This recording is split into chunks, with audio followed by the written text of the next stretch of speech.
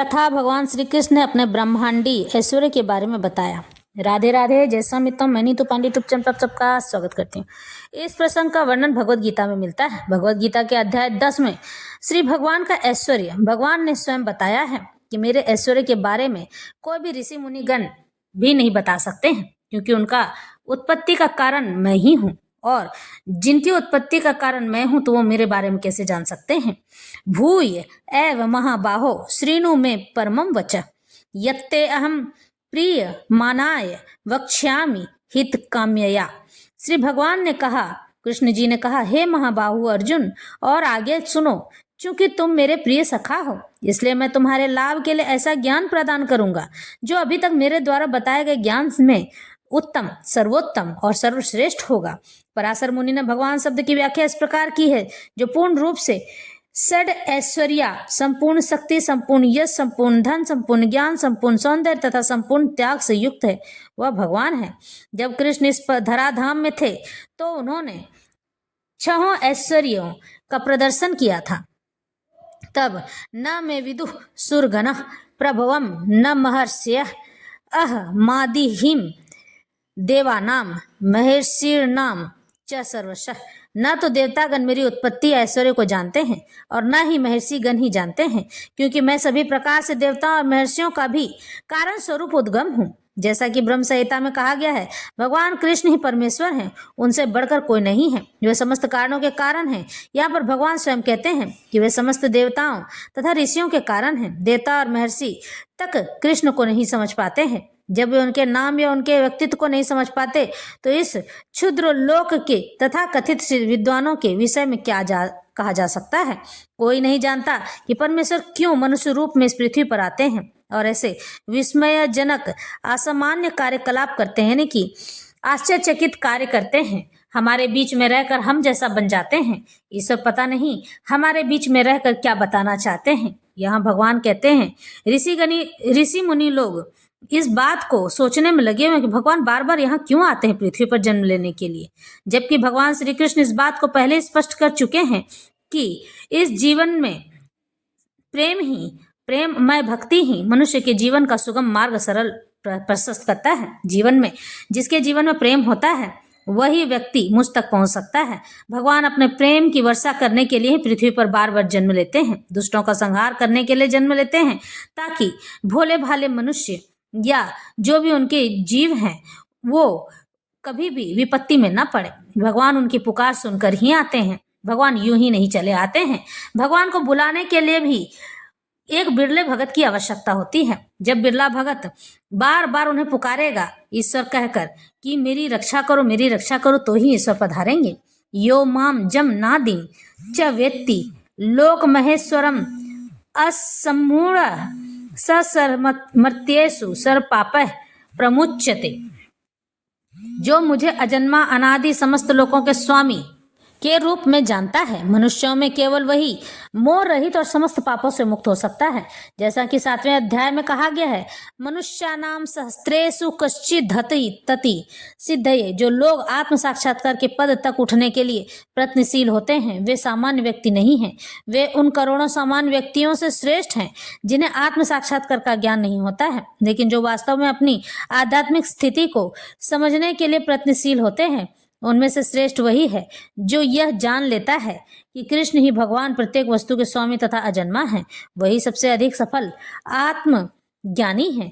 जब यह कृष्ण को परम स्थिति को पूरी तरह समझ लेता है तो उसी दशा में वह समस्त पाप कर्मों से मुक्त होने लग जाता है। भगवान फिर समझाते हैं कि बुद्धिर्ज्ञान सम्मोह क्षमा सत्यम दमः समः सुखम दुखम भवो अभावो भयम चा भय मेव च अहिंसा समता तुष्टि तपो दानम यशो अयस भवन्ति भावा भूतानां मत एव पृथग्विद्वा।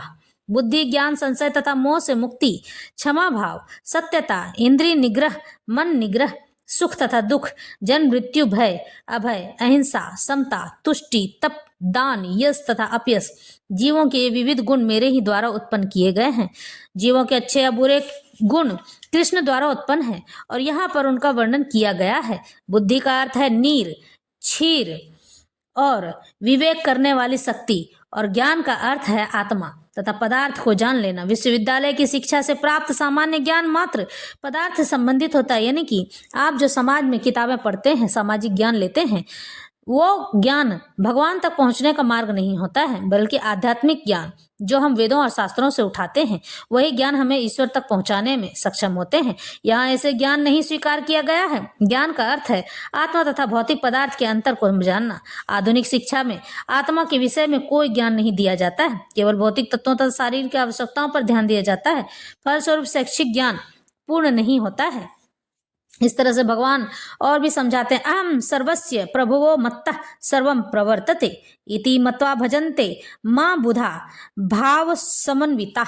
मैं समस्त आध्यात्मिक तथा भौतिक जगतों का कारण हूँ। प्रत्येक वस्तु मुझी से उद्भूत है, उत्पन्न है। जो बुद्धिमान या भली भांति जान लेते हैं, वे मेरी प्रेम भक्ति में लगे रहते हैं और हृदय से पूरी तरह मेरी पूजा में तत्पर रहते हैं।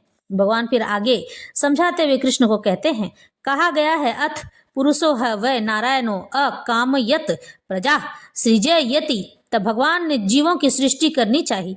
उपनिषद में आगे भी कहा गया है, नारायणाद ब्रह्मा जायते, नारायणाद प्रजापति प्रजायते, नारायणाद इंद्रो जायते, नारायणाद स्टो वसवो जयन्ते, नारायणादे कादश रुद्रा जायन्ते, नारायणा द्वादशादित्या। नारायण से ब्रह्मा उत्पन्न होते हैं, नारायण से प्रजापति उत्पन्न होते हैं, नारायण से इंद्र और 8 वसु उत्पन्न होते हैं और नारायण से ही 11 रुद्र तथा 12 आदित्य उत्पन्न होते हैं। यह नारायण कृष्ण के ही अंश हैं। वेदों का ही कथन कहा गया है, ब्रह्मण्यो देवी की पुत्र, देव की पुत्र कृष्ण ही भगवान है।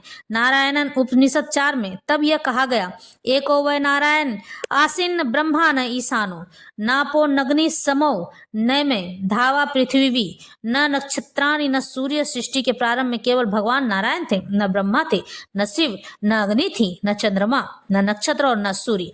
महाउपनिषद में यह भी कहा गया है कि शिव जी परमेश्वर के मस्तक से उत्पन्न हुए। अतः वेदों का कहना है कि ब्रह्मा तथा शिव के त्रष्टा भगवान की ही पूजा की जानी चाहिए। मोक्ष धर्म के में कृष्ण कहते हैं, प्रजापतिम च रुद्रम चाप्यहमेव सृजामि वै तो ही माम न विजानितो मम मायावी मोहितो। मैंने ही प्रजापतियों को, शिव तथा अन्यों को उत्पन्न किया है, किंतु वह मेरी माया से मोहित होने के कारण ये नहीं जानते हैं कि मैंने ही उन्हें उत्पन्न किया है। वारा पुराण में भी कहा गया है, नारायण परो देवस्त स्मात् जात श्रतुर्मुख तस्माद रुद्रो अभव देव सच सर्वज्ञताम गतः। नारायण भगवान हैं जिनसे ब्रह्मा उत्पन्न हुए और फिर ब्रह्मा से शिव उत्पन्न हुए हैं। भगवान कृष्ण समस्त उत्पत्तियों के स्रोत हैं और वे सर्व कारण कहलाते हैं। वे स्वयं कहते हैं, चूंकि सारी वस्तुएं मुझसे उत्पन्न हैं, इसलिए मैं सबों का मूल कारण हूँ। सारी वस्तुएं मेरे अधीन हैं, मेरे ऊपर कोई भी नहीं है। कृष्ण से बढ़कर कोई परम नियंता नहीं है। जो व्यक्ति प्रामाणिक गुरु से या वैदिक साहित्य से इस प्रकार कृष्ण को जान लेता है, वो अपनी सारी शक्ति कृष्ण भावनामृत में लगाता रहता है और सचमुच विद्वान पुरुष बन जाता है। उसकी तुलना में अन्य सारे लोग जो कृष्ण को ठीक से नहीं जानते हैं, मात्र मूर्ख सिद्ध होते हैं। केवल मूर्ख ही कृष्ण को सामान्य व्यक्ति समझेगा। कृष्ण भावना भावित व्यक्ति को समझना चाहिए कि कभी मूर्खों द्वारा मोहित न हो। उसे भगवत गीता की समस्त अप्रामाणिक टीकाओं एवं व्याख्याओं से दूर रहना चाहिए और दृढ़ता पूर्वक कृष्ण भावनामृत में, कृष्ण भक्ति में अग्रसर हो जाना चाहिए। भगवान ये बात बार बार कह रहे हैं कि हे अर्जुन, मेरे ऐश्वर्य और वैभव को कोई नहीं जान सकता है। मैं सबकी उत्पत्ति का कारण मैं स्वयं हूँ। मैंने ही सबको उत्पन्न किया है। मेरे ही कारण से सब कुछ होता है, तो मुझे लोग कैसे जान सकते हैं? मुझे जानने के लिए मुझसे प्रेम करना होगा, मेरी भक्ति करनी होगी। इसके बाद भी वो लोग मुझे नहीं जान सकते हैं, क्योंकि सब कारणों का कारण तो मैं ही हूँ।